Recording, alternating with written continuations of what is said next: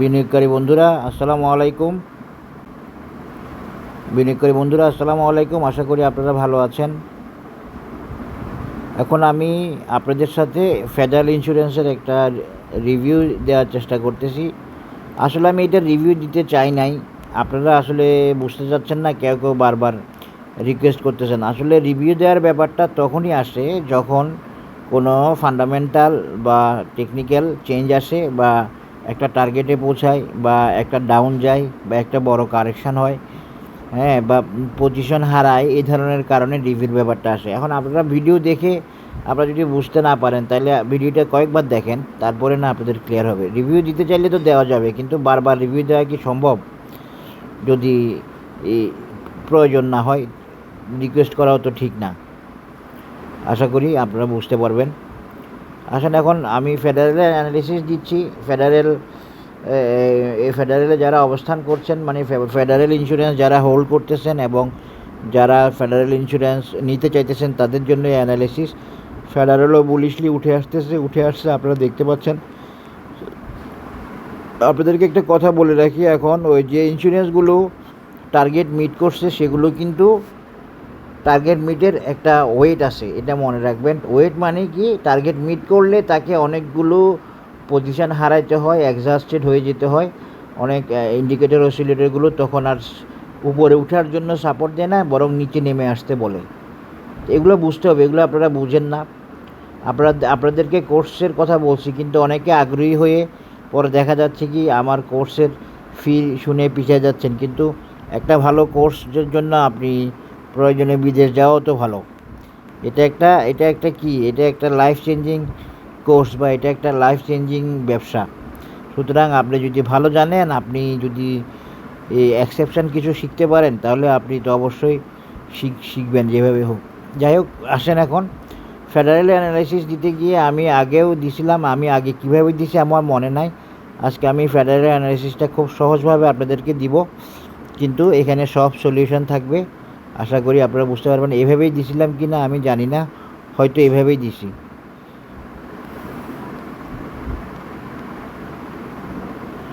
আমি একটা খুব সুন্দর এবং সহজ সিস্টেমে দিচ্ছি ফেডারেল অ্যানালাইসিস। এদিকে দেখেন, ফেডারেল বুলিশ বাই সিগন্যাল সবই আছে। ইচিমুকুতে আমরা দেখতে পাচ্ছি ফেডারেল বুলিশ আছে, বাই সিগন্যাল আছে, ফিউচার ক্লাউড গ্রিন আছে, তানকেনসেন কুজেনসেন সবই আপিস, MACD crossover, buy signal bullish, convergence, uptrend সবই ঠিক আছে। একটু অরুণ দিয়ে দেখব। অরুণে আপট্রেন্ড আছে, খুব স্ট্রং আপট্রেন্ড না হলেও ভালো আপট্রেন্ড আছে। এরপরে অসাম দিয়ে যদি দেখি, তাহলে আশা করি এখানেও ভালো পাবো।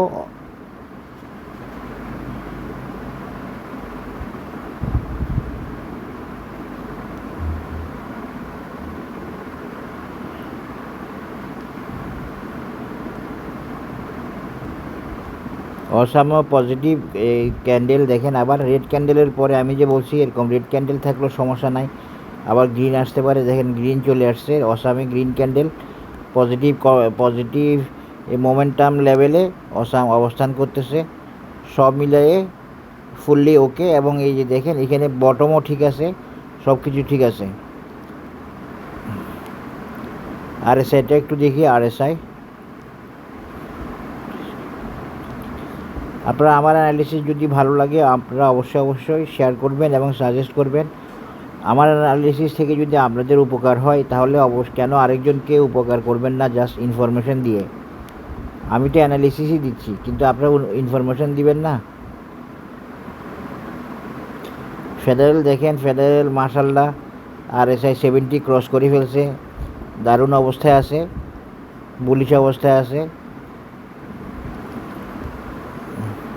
আশা করি বুঝতে পেরেছেন। এখন আমি এমএসিডিটা উঠাই দিই, তারপরে আমি মেজারমেন্টটা দিয়ে বলার চেষ্টা করব ফেডারেলের টার্গেট কি হবে না হবে। একটু উইকলিটা একটু দেখে নিই। এর আগে মাঝে মাঝে এমন হয়েছে, উইকলি দেখার পরে মান্থলি না দেখাতে কিছু অ্যানালিসিসে প্রবলেম হয়েছে, মানে রিয়েল চিত্রটা উঠে আসে নাই। ফেডারেল ফুললি বুলিশ, উইকলিতে সুপার অবস্থায় আছে, হাই বুলিশ অবস্থায় আছে, সমস্যা নাই।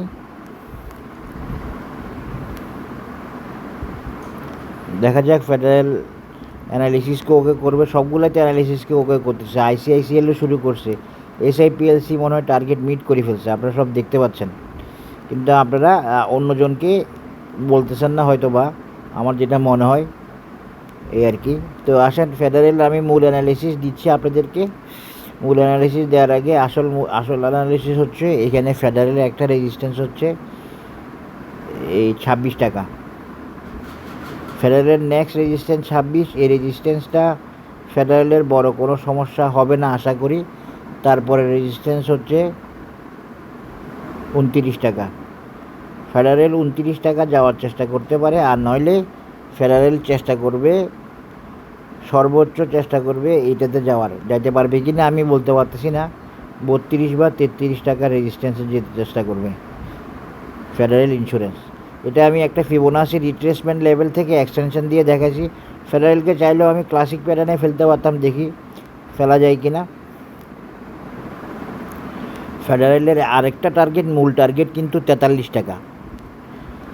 ফেডারেল একটা ভাইটাল এবং মিড টার্ম টার্গেট বলা যাবে 43 টাকা। এটাই কিন্তু মূল টার্গেট না।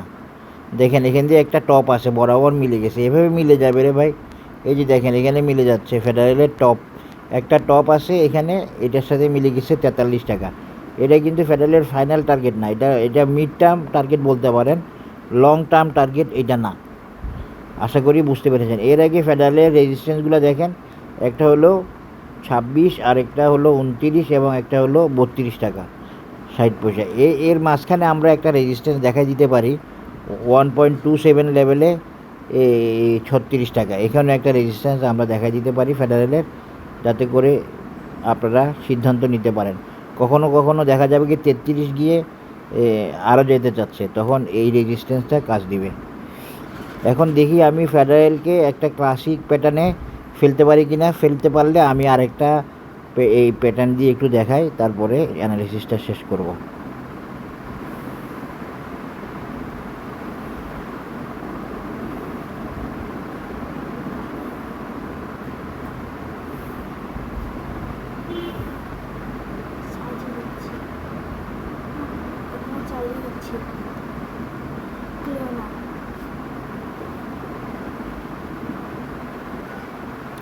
হ্যাঁ, এই মেজারমেন্ট থেকে দেখেন ফেডারেল ক্লাসিক সিহর্স প্যাটার্ন দিয়ে ফেডারেলের টার্গেট 32 টাকা 80 পয়সা বা 33। সুতরাং আপনারা এটাকে ফলো করতে পারেন, কোনো অসুবিধা নাই। এই 33 পর্যন্ত ফেডারেল যেতে পারে। তবে ফেডারেলের সবচেয়ে ভাইটাল টার্গেট হিসেবে আমি বলবো যে টার্গেটটা ফেডারেল অ্যাচিভ করতে পারে সেটা হলো এই টপ লেভেলটা।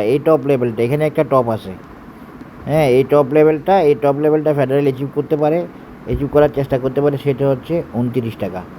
29 টাকা একটা হাইলি ইম্পর্টেন্ট রেজিস্ট্যান্স হিসেবে থাকবে। তারপরে সর্বোচ্চ রেজিস্ট্যান্স বললে, সবচেয়ে সর্বোচ্চ লেভেলের রেজিস্ট্যান্স বললে এইটা। এর বেশি আমি আপাতত ফেডারেল এখন যেতে পারবে বলে মনে করতেছি না। মার্কেট জানে যেতে পারবে কি পারবে না। আমি তো মেজারমেন্ট দিছি, অ্যানালিসিস দিছি। আশা করি বুঝতে পেরেছেন। ফেডারেলের মিড টার্ম অ্যানালিসিস, মিড টার্মের মূল টার্গেট 43 টাকা। অবিশ্বাস্য, কিন্তু এটাই সত্যি। 43 টাকা মানে ফেডারেল যদি যায় তাহলে ফেডারেল একটা মানি ডবল আইটেম। সবাই ভালো থাকবেন, ধন্যবাদ, আসসালামু আলাইকুম।